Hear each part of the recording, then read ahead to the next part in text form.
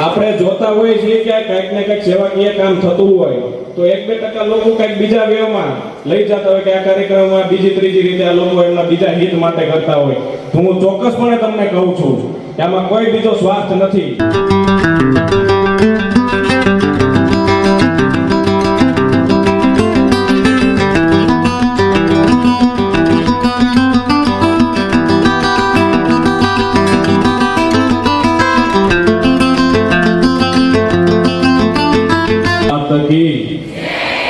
આટલા બધા બહેનો એને આવી જાય ન ચાલે.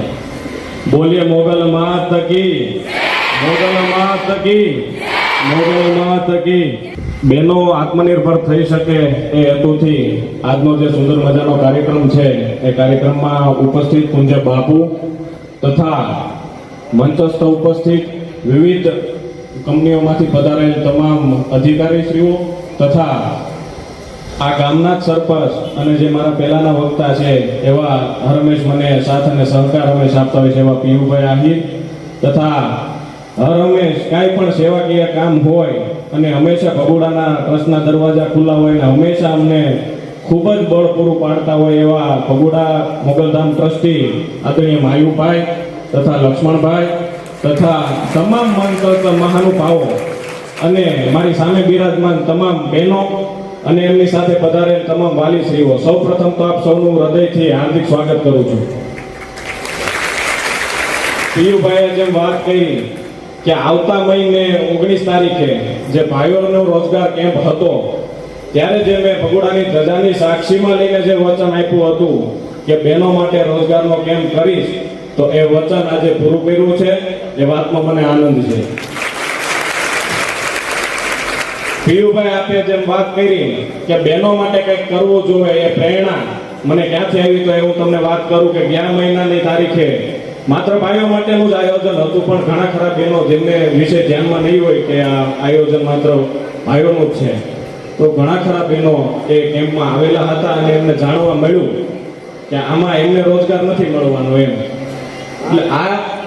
આ જગ્યાએ ઘણી ખરી બહેનોની આંખમાં મેં આંસુ જોયું. આપણા વિસ્તારના માંથી આવતી હશે, એમને રોજગાર માટે પ્રયત્ન કરતા હશે અને કંઈક ને કંઈક સફળ નહીં થતા હોય તો એમની વેદના મેં મારી વેદના સમજીને કંપનીઓને મેં વાત કરી. બહેનોનો વિષય હોય એટલે આપણે જોવું પડે પહેલા તો એમની સેફટીનો વિષય અને ઘણી બધી બાબતોને ધ્યાનમાં લઈને પ્રદીપભાઈ આપણે સંપૂર્ણ વાત તમામ બાબતોમાં ગંભીરતાથી ચર્ચા કર્યા પછી આ કેમ્પ કર્યો છે. ખૂબ જવાબદારીથી કરીએ છીએ અને તમામ બહેનોને રોજગાર મળી રહે એ હેતુથી આજ ફરીથી કહું છું કે તમામ બહેનોને રોજગાર મળી રહેશે એ વચન છે મારું. માયુભાઈ કહેતા આનંદ થશે કે અત્યાર સુધી તો માત્ર મારે એક બેનના આશીર્વાદ મળતા હતા ને હું મળવાના છે, એટલે ડબલ તાકાતથી સેવાકીય કામ કરતો રહેશ એ પણ આજે વચન આપું છું. એટલે કોઈ ચિંતાનો વિષય નથી. આપણે જોતા હોઈએ છીએ કે કંઈક ને કંઈક સેવાકીય કામ થતું હોય તો 1-2% લોકો કંઈક બીજા વેવમાં લઈ જતા હોય કે આ કાર્યક્રમમાં બીજી ત્રીજી રીતે આ લોકો એમના બીજા હિત માટે કરતા હોય. તો હું ચોક્કસપણે તમને કહું છું કે આમાં કોઈ બીજો સ્વાર્થ નથી અને જે કાંઈ અમે કરીએ છીએ છેવાડાના માણસો માટે સારું શું થઈ શકે એ જ હેતુને ધ્યાનમાં લઈને સમગ્ર કાર્યક્રમ કરતા હોય. અને જે કાંઈ બોલવાવાળાને જે બોલવું હોય આવનારા સમયમાં જે વિરોધ કરતા છે એના દિલમાં પણ કઈ રીતે સ્થાન લઈ શકાય એ દિશામાં જ હંમેશા મારી કાર્ય પદ્ધતિ રહેશે. કારણ કે મામા હવે જેને આપણી કાર્ય પદ્ધતિ શું છે, આપણે શું છે, જે મને મળ્યા જ ન હોય એને તો હક જ હોય ને કે ભાઈ જે એને બોલવું હોય બોલે, પણ આપણે તો માત્ર આ જ કામ કરશું. જો એમને જવાબ દેવામાં રહી ગયા તો આ બધું કામ પડતું રહી જશે. એટલે એ કાંઈ મગજમાં લીધા વગર બહેનો માટે શું સારું થઈ શકે, છેવાડાના માણસો માટે સારું શું થઈ શકે, વંચિતો માટે સારું શું થઈ શકે એ જ દિશામાં હંમેશા તમારો આ ભાઈ કામ કરતો રહેશે. અને બહેનોને પણ હું વિનંતી કરું છું કે આજથી તમારો ને મારો એક નવો સંબંધ, એક રાખડી બાંધ્યો. ભાઈ તમારો મને સમજશો અને જ્યાં જરૂર પડે ત્યાં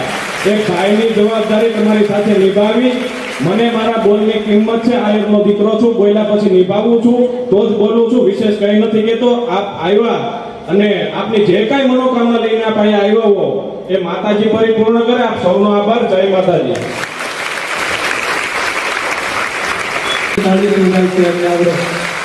એક એક વ્યક્તિનો ઉત્સાહ જોવો જોઈએ. અને દેવાય તાતા આહિર કરીને એક આઈડી છે અને લગભગ આંબાલાલ ને એકાબીજાના એક સિક્કાની બે બાજુ થઈ ગયા છે એવા દેવાદાતા પણ આપણી વચ્ચે વિડીયો ક્રિએટર બધારા છે જોરદાર તાળીઓથી આપણે એમને પણ બતાવીશું અને આ તો એ જે કંઈ પોસ્ટર બનાવે વિડીયો બનાવે એ જણ સુધી પહોંચે એના માટે આ તમામ જે યુટ્યુબરો છે વિડીયો ક્રિએટરો છે એ પોતાની આઈડીમાં આ વિડીયો મૂકતા હોય છે પોતાની સ્ટોરીમાં વિડીયો મૂકતા હોય છે અને છેવાડાના માણસ સુધી આ વસ્તુને પહોંચાડતા હોય છે અને પહેલા કાર્યક્રમમાં જે ક્ષતિ રહી હતી એને અમે બીજા કાર્યક્રમમાં સુધારવાનો પ્રયત્ન કર્યો છે આ વખતે પણ જો કાંઈ અડચણ રહી હોય અમને એક જ કોમેન્ટ આવી હતી ખાલી કોમેન્ટ આવી હતી કોઈનો ફોન નહીં કે ઝેરોક્સ કરવામાં અહીંયા તકલીફ થાય છે બાજુના ગામમાં જવું પડે છે એટલે તરત જ જયરાજ દાતાએ એમની નોંધ લીધી અને એણે કીધું કે આપણે ઝેરોક્સનું મશીન જ ત્યાં મુકાવી દેવાનું છે કારણ કે ભાઈઓ તો જઈ શકે બહેનો ન જઈ શકે બહેનોને તકલીફ થાય બરોબર એટલે ઝેરોક્સનું મશીન જ અહીંયા મુકાવી દીધું અને ત્યાં સુધી કે આવનારી એક પણ બહેનનો ઝેરોક્સનો એક પણ રૂપિયો જયરાજ દાતા કે મારે લેવાનો થતો નથી એનો જે કંઈ થશે એ આપણે આપી દઈશું તો આવી ઉમદા કામગીરી જયરાજ દાતા નિભાવી રહ્યા છે અને 5 કરોડના બંગલામાં પણ નાનું એવું બાથરૂમ તો હોય જ જેને આપણે રાખવું જ પડે કારણ કે શરીરની વિશુદ્ધિઓને દૂર કરવામાં એનો સૌથી મોટો ફાળો હોય છે બોલો મોગલ માત કી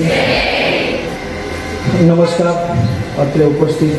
ભાઈ શ્રી જયરાજભાઈ આહિર તેમજ સાથી ટીમ બહેનો અને વાલીગણશ્રી આમ તો છેલ્લા 10 વર્ષથી મધરસન કંપનીની અંદર બહેનો અમે અલગ અલગ વિસ્તારમાંથી માત્ર ખાલી ગુજરાત નહીં પણ એમપી યુપી બિહાર ઓડિશા અને ઝારખંડથી પણ બહેનો ત્યાં કંપનીઓમાં કામ કરતા હોય તો મહિના પહેલાં જયરાજ મામા જોડે વાત થઈ એ જે કેમ્પ થયો એ પછી એમણે મને કીધું કે બહેનો કામ કરી શકે અને સારી રીતે એ લોકોની વ્યવસ્થા હોય એવી કંપનીમાં આપણી પાસે જે અહીંયાની બહેનો છે એમને આપણે રોજગારી અપાવવાનો પ્રયત્ન કરવો ત્યારબાદ મેં એમને કંપનીની બધી માહિતી આપી મેં પોતે કંપનીમાં બધી વાતચીત કરી લીધી અને પછી કંપની તરફથી જ્યારે મને કહેવામાં આવ્યું કે તમે સામે કન્ફર્મેશન આપી દો આપણે બહેનો જેટલી પણ બહેનો હશે એ બધી બહેનોને આપણે રોજગારી આપવાનો પૂરેપૂરો પ્રયત્ન કરશું એવું તમે વાત કરી લીધો અને ત્યારબાદ મામા જોડે વાત થઈ વાત કર્યા પછી માત્ર ખાલી કહી દેવાનું કીધા પછી પોસ્ટર બનાવીને મૂકી દેવાનું એડવર્ટાઇઝ કરી દેવાની એવું નથી પણ સતત છેલ્લા 1 મહિનાથી કન્ટિન્યુ રોજ દિવસમાં 2 વાર ફોન કરી તમામ માહિતી એ મેળવતા બહેનોની સેફટી એમની હોસ્ટેલ એમનું ખાવાનું તમામ